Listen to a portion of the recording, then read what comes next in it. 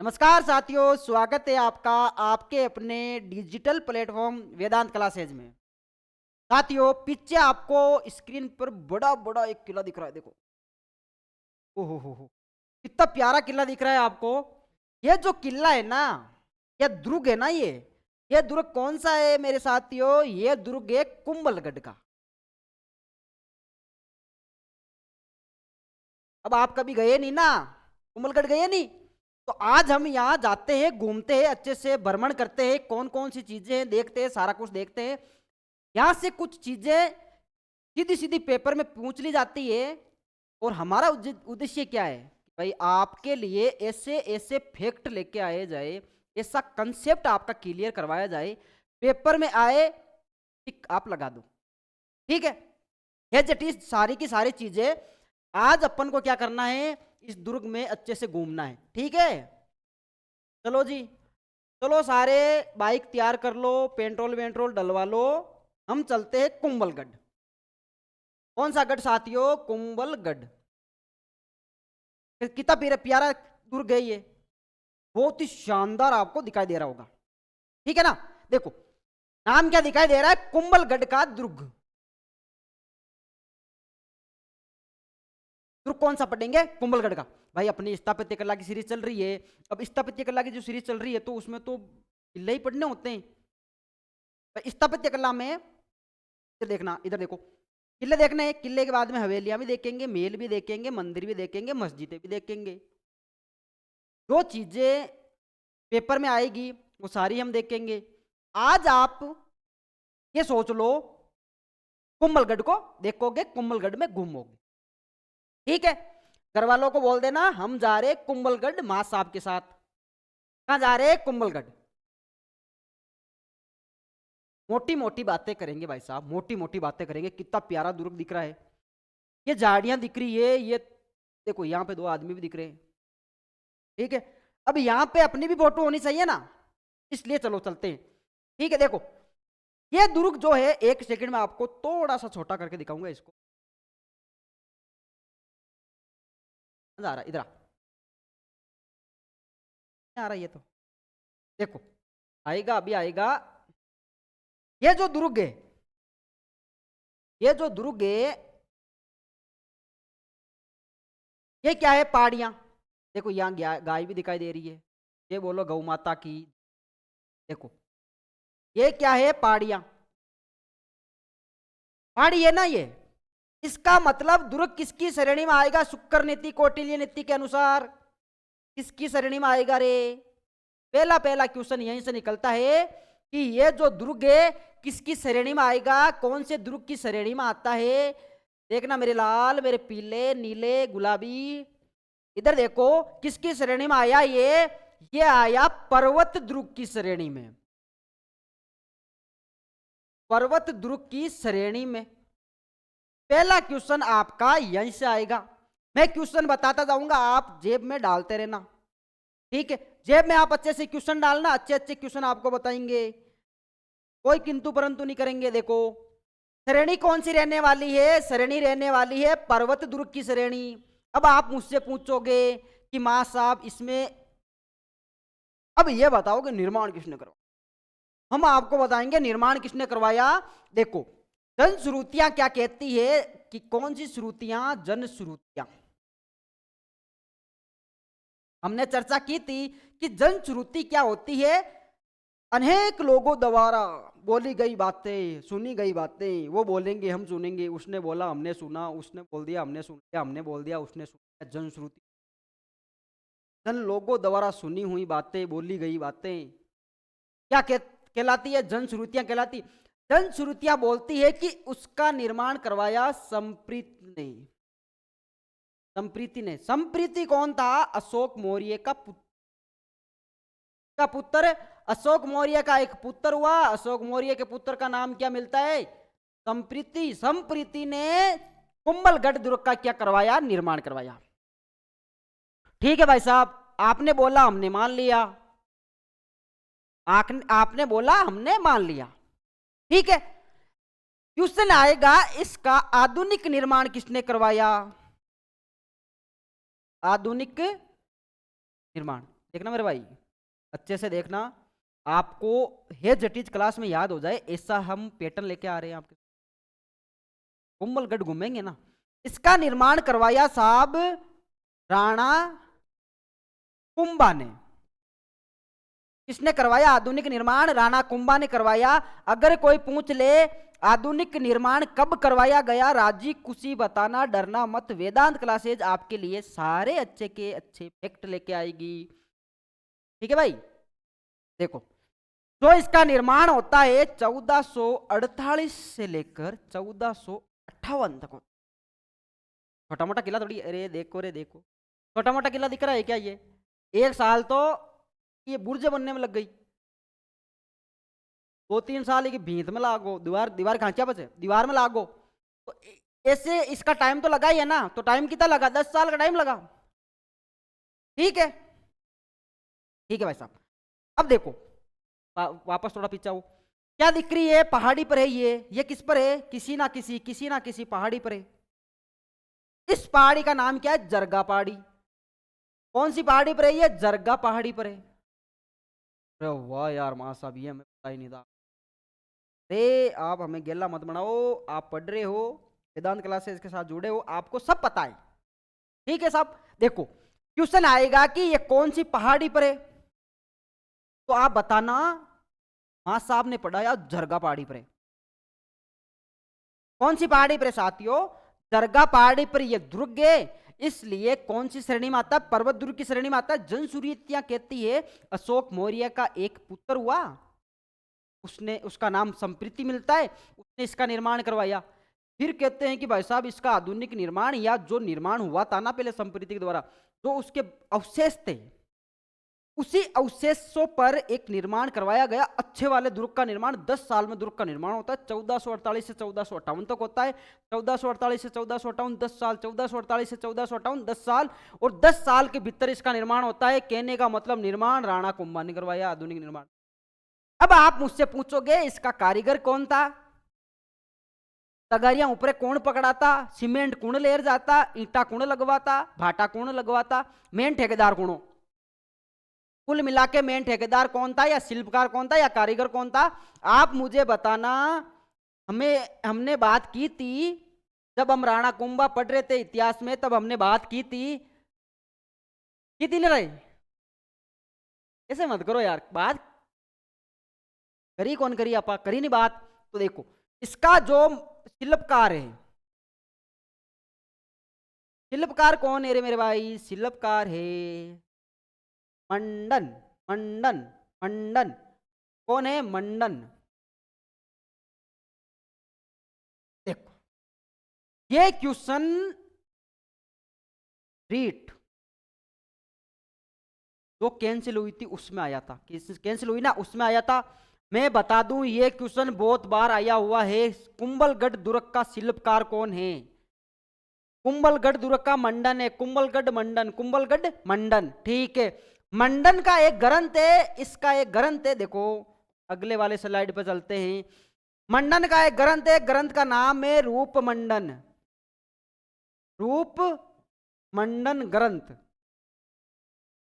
इसमें क्या मिलेगा रे? कारीगर होगा, कारीगरों की बातें करेगा। कत्ता पावड़ा, कत्ता सीमेंट का कट्टा, कत्ता टोली बजरी, कत्ता टोली भाटा, ईटा लागी तो कत्ती लागी, ये सारी बातें इसमें लिखी हुई होगी। इसका मतलब इसमें क्या है रे? वास्तुकला। कौन सी कला? वास्तुकला का उल्लेख मिलता है। कौन सी कला का उल्लेख मिलता है? वास्तुकला का उल्लेख मिलता है। देखना मेरे भाई, सुनना मेरे भाई। मंडन का ग्रंथ रूप मंडन। रूप मंडन में किसको रूप देना है? किलों को रूप देना है। वास्तुकला, वास्तुकला, वास्तुकला का उल्लेख रूप मंडन में है। लेखक कौन है इसका? रूप मंडन है। लेखक कौन है? रूप मंडन है। मैं तो ये भी बात की, सॉरी, अरे लेखक रूप मंडन कहीं का हो गया, मंडन हो गया, रूप मंडन तो इसका ये ग्रंथ है। ठीक है, आप यार पकड़ दे तो बताते नहीं हो। आई बात समझ में? देखो यहां तक अपनी बातें हुई।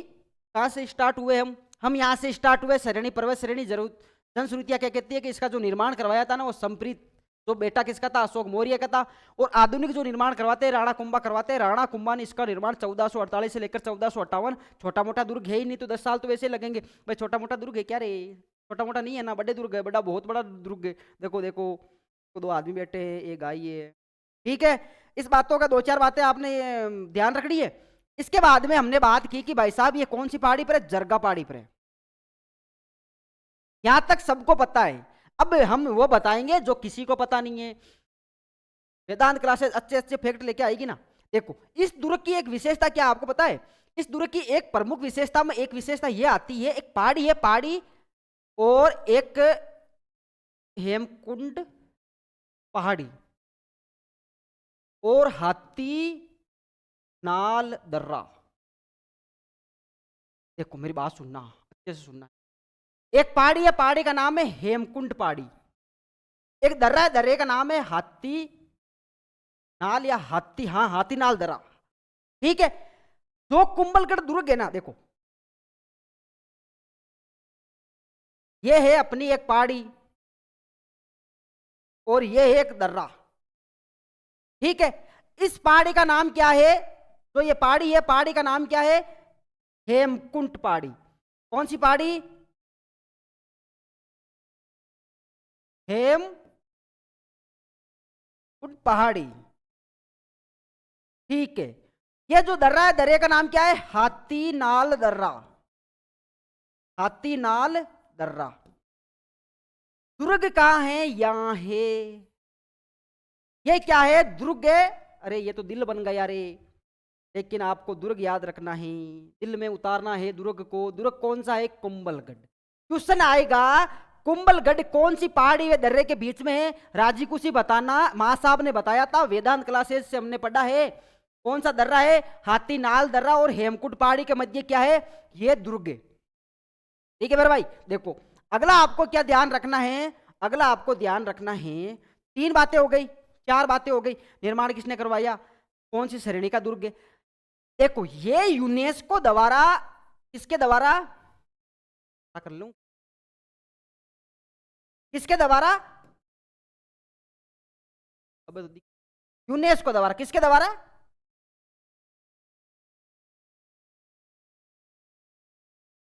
यूनेस्को द्वारा सन 2013 में, 2013 में कुंभलगढ़ को क्या किया गया? कुंभलगढ़ दुर्ग को विश्व विरासत सूची में, किसमें? विश्व विरासत सूची में, किसमें? सूची में शामिल किया गया। दुर्ग कौन सा है मेरे भाई? दुर्ग है कुंभलगढ़ का दुर्ग, ठीक है। कब किया गया? 2013 में किया गया। किसने? यूनेस्को ने। किसमें? विश्व विरासत सूची में, ठीक है। अब देखना इसकी एक महत्वपूर्ण बात, ये दुर्ग 2018 में इस दुर्ग पर डाक टिकट जारी होता है। क्या हुआ? देखो इस बात का ध्यान रखना। इधर देखो रे, इधर देखो, कहां देख रहे हो? इधर देखो, देखो देखो, क्या देखना है? 2018 में। कब? 2018 में क्या हुआ? 5 रुपए का डाक टिकट जारी हुआ। डाक टिकट जारी किसने किया? किसने तो क्या किया? गवर्नमेंट ने किया। किस पे किया? कुंभलगढ़ पर किया। किस पर किया? 5 रुपए का डाक टिकट जारी कुंभलगढ़ दुर्ग पर किया। कुंभलगढ़ दुर्ग पर। देखो वो जमाने गए तब लापसी जैसे क्वेश्चन आते थे, क्वेश्चनों का ट्रेंड चेंज हो गया। गाजर के हलवे जैसा क्वेश्चन आएगा, खाया ही नहीं जाएगा, हाँ तो डाल दे तो यार थोड़ी खबी जी। 2018 में क्या हुआ? 5 रुपए का डाक टिकट जारी किस पे होता है? कुंभलगढ़ पर होता है। दुर्ग कहां है भाई साहब? राज संबंध में। कौन से संबंध में? राज संबंध में। यहां तक बातें आपको समझ में आती है, ठीक है। अब देखो मेरी बात को सुनना। अब हम बात करेंगे कुंभलगढ़ में और विशेषता भी है। कुंभलगढ़ की जो दीवार है ना, दीवार, दुर्ग की दीवार, वो है 36 किलोमीटर लंबी। मान लो ये दुर्ग है, दीवार यहां से स्टार्ट होती है, ये दुर्ग के चारों तरफ दीवार है। इसकी लंबाई कितनी है रे? इसकी लंबाई है 36 किलोमीटर। इसकी जो चौड़ाई है ना, अब ये दीवार है ना, तो इसकी चौड़ाई मानना कि ये दीवार है, मान लिया भाई। गणित में तो मानते ही हो ना आप, गणित में मानते हो, माना कोई संख्या 1 से या मान लो कि इसकी दीवार ये है। अब इसकी दीवार की चौड़ाई की बात आ जाए ना तो आप बता देना 7 मीटर है। कितने मीटर? 7 मीटर। कहने का मतलब ये इस प्रकार की दीवार है जिस पर 8 घुड़सवार एक साथ घुड़सवारी कर सकते हैं। घुड़सवारी, देखो रे देखो, इधर देखो, 8 घुड़सवार, कौन? 8 घुड़सवार एक साथ घुड़सवारी कर सकते हैं। घुड़सवारी कर सकते हैं, ठीक है। भारत की यह सबसे बड़ी महान दीवार मानी जाती है। भारत की क्या माना जाती है? कुंभलगढ़ की जो दीवार है, कुंभलगढ़ दुर्ग की दीवार, वो भारत की सबसे लंबी दीवार, सबसे लंबी दीवार। वो कहता कि तारबंदी कौन रहे 36 किलोमीटर, लेकिन एक दीवार कितनी है? 36 किलोमीटर है। 7 मीटर का ये चौड़ी है। 8 घुड़सवार क्या करेंगे? एक साथ घुड़सवारी कर सकते हैं। कहने का मतलब मैं बोल सकता हूं तो जेसीबी एक साथ भी दीवार पर चल सके। ठीक है मेरे भाई, यहां तक आपकी आई बात समझ में। अब इसमें ध्यान क्या रखने वाली चीज है, इस दुर्ग के उपनाम, कौन से नाम? उपनाम। भाई उस दुर्ग को और क्या क्या कहा जाता है? देखो, इस दुर्ग को कुंभलगढ़ नाम है तो इसको एक कहा जाता है कुंभल मेरू। कुंभल मेरू, ठीक है। एक इसको कहा जाता है मेवाड़ मारवाड़। मेवाड़ और मारवाड़ का सीमा प्रहरी, मारवाड़ का सीमा प्रहरी दुर्ग, सीमा प्रहरी, ठीक है। एक तीसरा इंपॉर्टेंट ये याद रखने वाला विषय है भाई साहब, एक इसको कहा जाता है मेवाड़ की संकटकालीन राजधानी। मेवाड़ की संकटकालीन, कौन सी कालीन? संकटकालीन राजधानी। संकट संकट नाम आवे रे। देखो, संकटकालीन राजधानी मतलब, कहने का मतलब यह है जब मेवाड़ के राणा महाराणाओं पर आक्रमण हुआ करते थे, अगर छुप वहां पर घर में आक्रमण हो गया तो हम निकल कर कौन सी सुरक्षित जगह में जा सकते हैं संकट के समय? कहां जा सकते हैं? कुंभलगढ़ जा सकते हैं, ठीक है। ठीक है मेरे भाई, देखो इसके बाद में याद रखने वाला क्या है ये जरा ध्यान रखना। इस दुर्ग में क्या है? इस दुर्ग के अंदर एक और दुर्ग है जिसका नाम है कटारगढ़। कौन सा गढ़ साथियों? कटारगढ़। कटारगढ़ दुर्ग को क्या कहा जाता है? दुर्ग के अंदर दुर्ग, दुर्ग के अंदर दुर्ग। इस बात का आपको ध्यान रखना है। इसके बाद में इसमें आपको क्या ध्यान रखना है वो जरा देखना। इस दुर्ग के बारे में और क्या कहा जाता है? इस दुर्ग को कहा जाता है मेवाड़ की आंख। मेवाड़ की आंख, कहने का मतलब ये दुर्ग है ना, जो मेवाड़ का दुर्ग है वो इतना ऊंचा दुर्ग है कि मेवाड़ का जो दुर्ग है, मेवाड़ के कुंभलगढ़ के दुर्ग के अंदर ये जो कटारगढ़ का दुर्ग है इतना ऊंचा है भाई। के अबुल फजल ने क्या कहा था, सुना मेरी बात को। अबुल फजल ने इस दुर्ग के बारे में, नहीं, कर्नल जेम्स टोड ने इस दुर्ग के बारे में क्या कहा कि यह दुर्ग इतनी बुलंदी पर है। अबुल फजल ने कहा था कि यह दुर्ग इतनी बुलंदी पर है, कुंभलगढ़ का दुर्ग है इतनी बुलंदी पर है कि इसको जब कोई नीचे से खड़ा आदमी अगर देखेगा ना तो उसकी सिर की क्या गिर जाएगी? पगड़ी गिर जाएगी, ठीक है। तो इस दुर्ग के अंदर जो दुर्ग है ना कटारगढ़, कटारगढ़ के अंदर जो दुर्ग है वो भी उस दुर्ग में, देखो ये कटारगढ़ है, अब ये कुंभलगढ़ के अंदर है, तो ये दुर्ग में बैठा हुआ व्यक्ति या राजा महाराजा क्या करते थे? निगरानी रखते थे, ठीक है। इसलिए इसको क्या बोला गया? मेवाड़ की आंख। इस कटारगढ़ दुर्ग में ही क्या होता है? एक महल है, महल का नाम है बादल महल। देखो वो जो बात बोली थी ना कि भाई इस जो ये कुंभलगढ़ दुर्ग है इसी बुलंदी पर इसका निर्माण हुआ है कि अगर नीचे से कोई व्यक्ति देखेगा ना तो उसकी जाएगी, पगड़ी गिर जाएगी। ये बात अबुल फजल ने बोली, ठीक है। मिसअंडरस्टैंडिंग हो जाता है। देखो बादल महल, बादल महल के दो भाग है, ये याद रखना। बादल महल के दो भाग है, एक है जनाना, एक है मर्दाना, ठीक है। जनाना के फिर से दो भाग है, एक है श्रृंगार और एक है जुन्ना कचेरी। जुन्ना ना कौन है, जूना कचरी या जूना कचेरी। श्रृंगार और जूना कचेरी किसके दो भाग है, कटारगढ़ के दो भाग है। कटारगढ़ के अंदर क्या बादल महल है, आई बात समझ में। इस कटारगढ़ दुर्ग के पास में देखो, ये जो कटारगढ़, कटारगढ़, कटारगढ़ दुर्ग के पास में क्या है, मामादेव मंदिर है। मामादेव मंदिर, ये एक शिव मंदिर है, ठीक है। इस मामादेव मंदिर के पास ही क्या है, मामादेव कुंड है। मामादेव कुंड या तालाब है,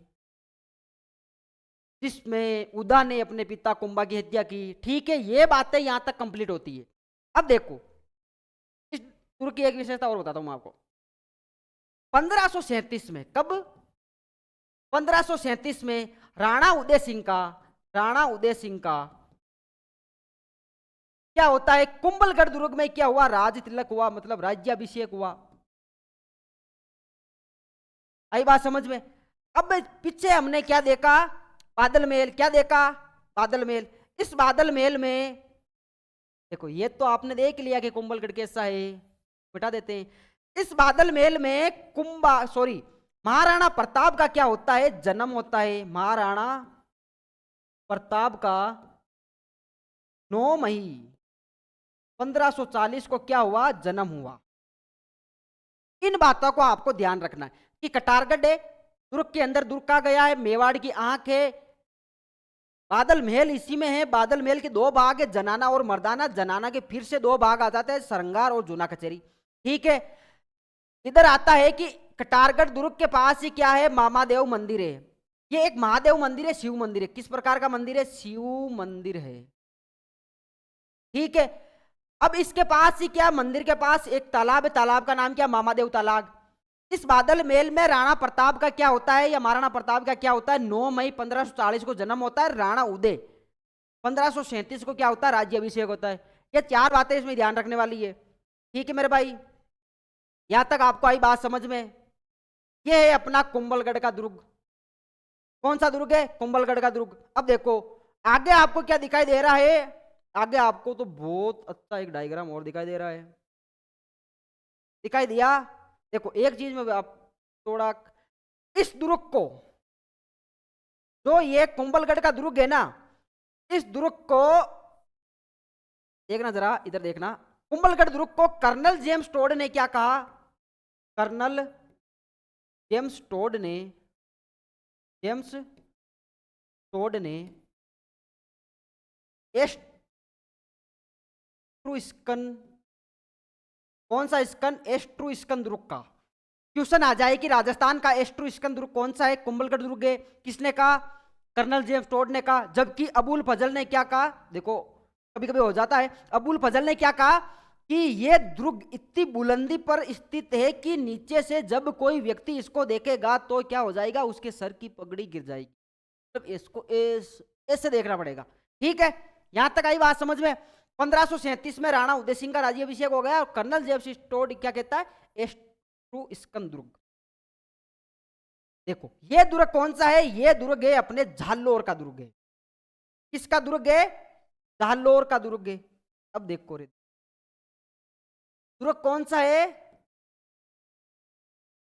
झालोर का दुर्ग। कितना प्यारा दुर्ग है। चलो अब हम चलते हैं, गाड़ी के गेयर डाल लो। अब हम चलेंगे सीधा कुंभलगढ़ से जालोर। आ गए जालोर, ठीक है आ गए। जालोर का दुर्ग दिखाई दे रहा है, ये इसका थोड़ा एक ही फ्रंट दिखाई दे रहा है। ये देखो ये तो होती है बुर्ज, आपको पता होनी चाहिए। तो क्या कहते हैं, बुर्ज कहते हैं। जो किले का बाहरी भाग निकला हुआ होता है ना गोमड़ा की तरह, तो क्या कहते हैं, बुर्ज कहते हैं। आई बात समझ में। देखो जालोर का जो दुर्ग है ना, उससे पहले मैं थोड़ी जालोर की बात बताऊंगा। जालोर का नाम जालोर क्यों पड़ा, जाबाली ऋषि के कारण। जाबाली ऋषि की क्या थी, ये तपोभूमि थी। तपोभूमि का मतलब क्या, तपता की है हियाड़ा में, तपता कोनी। इन्होंने यहां क्या की, तपस्या की, इसलिए इनके नाम पर इसका नाम क्या पड़ा, जालोर। दूसरा जालोर में क्या है, जाल के वृक्ष की अधिकता है। जाल के वृक्ष की अधिकता, वृक्ष की अधिकता, इसलिए इसको क्या कहते हैं, जालोर कहते हैं, ठीक है। अब जालोर का दुर्ग पढ़ेंगे। जालोर पर शासन किसने किया? चौहानों ने किया। भाई हमने बात की ना, कीर्तिपाल चौहान, कानड़देव, बात नहीं की, अब करेंगे। कानड़देव चौहान, कीर्तिपाल चौहान, ये नाम तो आपने सुने ही होंगे। बिरमदेव चौहान, अलाउद्दीन खिलजी की बेटी फिरोजा के साथ बिरमदेव के संबंध, फिरोजा इसको लाइक करती थी, ये इसको डिसलाइक करता था, बोलता था कि नहीं मैं वो ये मैसेज अगर रिप्लाई नहीं देता था, इधर से वो व्हाट्सअप के मैसेज करती रहती थी फिरोजा। ये कहानी हम जब जालोर के चौहान वंश, बाकी जब जब चौहान वंश स्टार्ट करेंगे ना, तब जालोर का चौहान वंश भी पढ़ना पड़ेगा, उसका संस्थापक कीर्तिपाल को हम पढ़ेंगे अच्छे से। उसके बाद में कानड़देव चौहान आएंगे, कानड़देव चौहान के सुपुत्र थे ब्रह्मदेव चौहान। इधर दिल्ली सल्तनत पर अलाउद्दीन खिलजी का शासन था, अलाउद्दीन खिलजी की पुत्री होती है फिरोजा, और फिरोजा लाइक करती है ब्रह्मदेव को। एक बार क्या होता है, उधर जाते हैं, दिल्ली की तरफ जाते हैं, भाई अलाउद्दीन खिलजी बोलता है कि मेरे दरबार में रहो, तो मोटा राजा है। ब्रह्मदेव 2-4 दिन उधर गए गए तो फिर जो इसको इनको क्या करने लग गई, लाइक करने लग गई। ये थे 7-8 फीट के गबरू जवान, पाट एकदम दाढ़ी वाड़ी सेट करवाए हुए रहते थे, और फोग वोग लगाए हुए रहते थे, डेनवर वेनवर। ये जाते थे तो फिरोजा इनको लाइक करने लग गई। फिरोजा क्यों यार, ये आदमी गजब निकला, आदमी तो गजब निकला। और बाकी उधर दिल्ली में इतने पूट रहे आदमी होते ही नहीं थे, ये इधर से एक राजस्थानी गया उधर पूट रहा, फिरोजा ने लाइक कर लिया। अब फिरोजा लाइक करने लग गई तो ब्रह्मदेव चौहान इसको लाइक नहीं करता था। ब्रह्मदेव चौहान बोलता था कि यार अब तेरा मेरा संबंध काहे का, मैं राजपूत शासक, आप मुस्लिम फैमिली से बिलोंग करते हो, आपका धर्म इस्लाम धर्म है, हम ऐसा नहीं कर सकते, हम हिंदू धर्म से हैं। तो इस प्रकार से ब्रह्मदेव ने इसको लाइक नहीं किया, और फिरोजा तो पागल थी, इसके पीछे दीवानी थी। तू मिला नहीं तो हम मर जाएंगे, पता नहीं क्या क्या ये बोलती रहती थी, हमेशा चेट करती रहती थी, और अच्छे अच्छे शायरियाँ इसको बेचती थी, लेकिन ब्रह्मदेव ने भाव दिया ही नहीं। ये बात हम उस टाइम पढ़ेंगे जब हम राजस्थान के इतिहास के अंदर चौहान वंश पढ़ेंगे। चौहान वंश पढ़ते पढ़ते हम आएंगे जालोर के चौहान वंशों पर, जालोर के जब चौहान वंश पढ़ेंगे तब इन बातों को हम पढ़ेंगे। बाकी तो आप ध्यान रखना, भाई जालोर का नाम जालोर क्यों पढ़ा रहे? जाबाली ऋषि की क्या थी? तपोभूमि। यहाँ ये तपते नहीं थे हियाड़े में, ये क्या करते थे? तपस्या करते थे। जाल के वृक्ष की अधिकता होने के कारण इसे क्या कहा गया? जालोर कहा गया। दो बातों का आपको विशेष ध्यान रखना है। अब मैं बताऊंगा आपको जालोर की अच्छी अच्छी बातें। देखो ये जालोर है, ये आता है एरण दुर्ग की श्रेणी में। किसकी श्रेणी में? एरण दुर्ग की श्रेणी में। ठीक है, एरण दुर्ग क्या होते हैं मां साहब? आपको हमने बताया है एरण दुर्ग, देखो दिखाई नहीं दे रहा क्या? एरण दुर्ग क्या होते हैं? एरण दुर्ग वो दुर्ग होते हैं, एरण दुर्ग, एरण दुर्ग वो होते हैं जो दुर्ग पहाड़ी पर तो निर्मित है, भाई पहाड़ी पर तो है वो दुर्ग, लेकिन वहां तक जाना है ना तो कटीले रास्ते आएंगे, भाटे आएंगे, दुर्गम रास्ते आएंगे। ठीक है, वहां तक जाना संभव नहीं होता, बहुत कठिनाइयों का सामना करना पड़ता है, इसलिए एरण दुर्ग की श्रेणी में रखा जाता है दुर्गों को। ये दुर्ग हो गए एरण दुर्ग की श्रेणी में। ठीक है भाई साहब, ठीक है। अब एरण दुर्ग में है तो भाई किसी ना किसी पहाड़ी पर तो निर्मित है। इस पहाड़ी का जो नाम है ना वो है सुवर्णगिरी पहाड़ी। कौन सी पहाड़ी? सुवर्णगिरी पहाड़ी। अब सुवर्णगिरी पहाड़ी पर स्थित होने के कारण इस दुर्ग का नाम क्या निकल गया? सुवर्ण। देखो ये तो चलो रे, देखो इसका नाम क्या और उपनाम क्या क्या निकल गए? और उपनाम निकल गए सुवर्णगिरी दुर्ग पहाड़ी पर होने के कारण।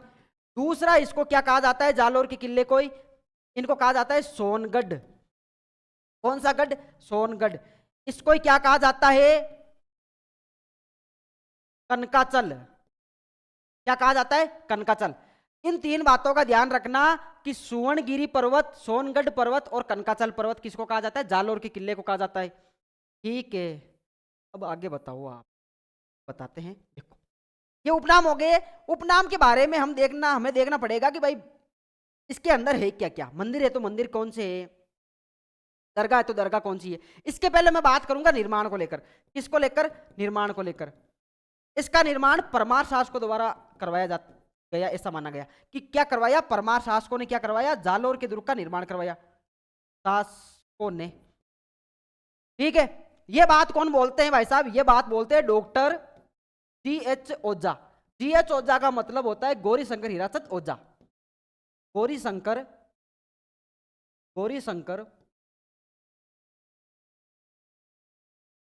हीराचंद ओझा। क्या बोलते हैं कि इसका निर्माण है किसने करवाया? परमार शासकों ने करवाया। दशरथ, डॉक्टर दशरथ शर्मा कहे नहीं, आप बोल रहे हो झूठ। मेरी सुनो, ये बोलते हैं कौन? डॉक्टर दशरथ शर्मा। डॉक्टर दशरथ शर्मा क्या कहते हैं कि जालोर के किले का निर्माण किसने करवाया? प्रतिहार शासकों ने करवाया। कौन से शासकों ने? प्रतिहार शासकों ने। और प्रतिहारों में एक शासक हुआ था नागभट्ट प्रथम। कौन सा भट्ट प्रथम? नागभट्ट प्रथम।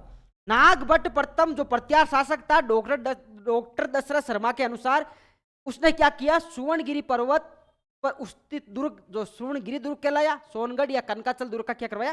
निर्माण करवाया। यहां तक आपके बात समझ में आई? अब देखो इसमें स्थल कौन कौन से हैं। एक यहाँ पे दो मंदिर है। एक मंदिर है चामुंडा माता का मंदिर। ये मंदिर कौन सा है? चामुंडा माता का मंदिर। कौन सी माता का? चामुंडा माता का मंदिर। ठीक है भाई साहब, आगे बताओ। एक मंदिर है यहाँ पे जोग माया का मंदिर। कौन सा मंदिर है? जोग माया का मंदिर। जोग माया का मंदिर। ये दोनों कहाँ है? जालोर में है। यहां पर एक दरगाह है। ये तो मंदिर हो गए अपने। अब देखो यहां पर एक दरगाह है। ये क्या है रे? दरगाह है, मान लो गणित में मान लो ये बचे। ये क्या है? दरगाह। दरगाह का नाम क्या है? मलिक साहब की दरगाह। मलिक साहब की दरगाह। मलिक साहब की दरगाह। क्वेश्चन आएगा कि मलिक साहब की दरगाह कौन से दुर्ग में है? राजी खुशी बता देना, ठीक है ना। यहां पर क्या है? परमार कालीन, इस बात का विशेष ध्यान रखना, परमार कालीन कीर्ति स्तंभ है। परमार कालीन कीर्ति स्तंभ। कीर्ति स्तंभ। परमार कालीन कीर्ति स्तंभ कहां है? कहां है? वो है अपने जालोर के दुर्ग में। जालोर के दुर्ग का एक शाखा प्रसिद्ध है। यह शाखा होता है 1311। 1311 में यह शाखा हुआ। किन किन के बीच युद्ध लड़ा जा गया? अलाउद्दीन खिलजी, इधर कानड़ देव और बिरमदेव। इधर बेटे कौन थे? कानड़ देव और बिरमदेव। उधर शासक कौन था? दिल्ली सल्तनत का अलाउद्दीन खिलजी। ठीक है, ये दोनों केसरिया करेंगे और ये इसमें जीता। शाखा याद रखना है 1311 का। ठीक है मेरे भाई। अब है ना आपको स्थापत्य कला के ये दो दुर्ग हो गए। पिछले हम क्लासों में 3 से 4 दुर्ग पढ़ चुके हैं। इंपोर्टेंट 7, 8, 10 जितने भी दुर्ग रहते हैं वो हम दुर्ग अच्छे से पढ़ेंगे। पढ़ाई को आप बिल्कुल स्मूथली धीरे धीरे धीरे धीरे राइटिंग से पढ़ाई करो कि मजा आ जाए आपको। और वेदांत क्लासेज आपके लिए बहुत अच्छे अच्छे फैक्ट लेके आएगी। इस प्रकार के क्वेश्चन आपके सामने हमेशा 20 से 25 क्वेश्चन यहीं से निकाल के आपको देगी जो सीधे सीधे एग्जाम में आते हैं। ठीक है मेरे भाई। जय जवान जय किसान।